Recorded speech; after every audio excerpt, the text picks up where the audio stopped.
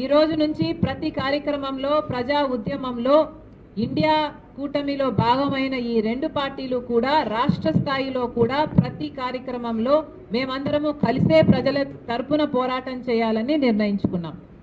26వ తేదీన Congress party president Kharge గారే వస్తున్నారు.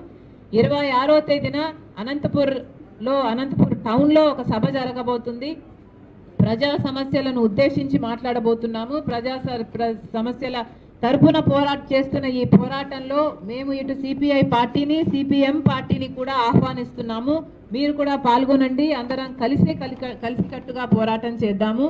ఇప్పటి నుండి ఆంధ్ర రాష్ట్రంలో ఎన్నికలు సమీపిస్తున్న సమయంలో మేమందరము కలిసికట్టుగా ఒక ఫోర్స్ లా తయారు కాకపోతే బీజేపీనైనా ఇక్కడ ఉన్న కేంద్రంలో ఉన్న బీజేపీనైనా ఇక్కడ ఆంధ్ర రాష్ట్రంలో అధికారం అనుభవిస్తున్న వైసీపీనైనా కొట్టడం కష్టం. కాబట్టి మేమందరం కలిసే ప్రయాణం చేద్దామని నిర్ణయించుకున్నాం.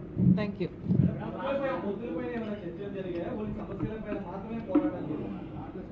ఎలక్షన్ల టైం ఇది. నేను పొత్తుల పైన చర్చలు జరగలేదు అంటే నేను మీకు అబద్ధాలు చెప్పిన దాన్ని అవుతాను. నాకు అబద్ధాలు చెప్పడం ఇష్టం లేదు. మా చర్చలు జరుగుతున్నాయి.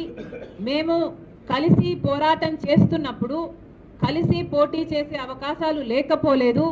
వీలైనంత వరకు మేము ఎక్కడికక్కడ ప్రజల సమస్యలను ఎత్తి చూపుతూ ప్రజలను రిప్రజెంట్ చేయాలి అంటే ప్రజా ప్రతినిధులుగా కూడా తయారు కావడం ఇంపార్టెంట్. కాబట్టి పొత్తుల విషయంలో కూడా చర్చలు జరుగుతున్నాయి.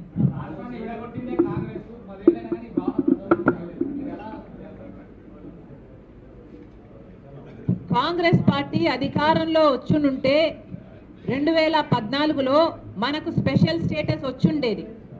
కాంగ్రెస్ పార్టీ విభజన హామీలు ఏవైతే ఇచ్చిందో మళ్ళీ కాంగ్రెస్ పార్టీ అధికారంలోకి వస్తుంది అన్న నమ్మకంతో ఇచ్చిన హామీలవి.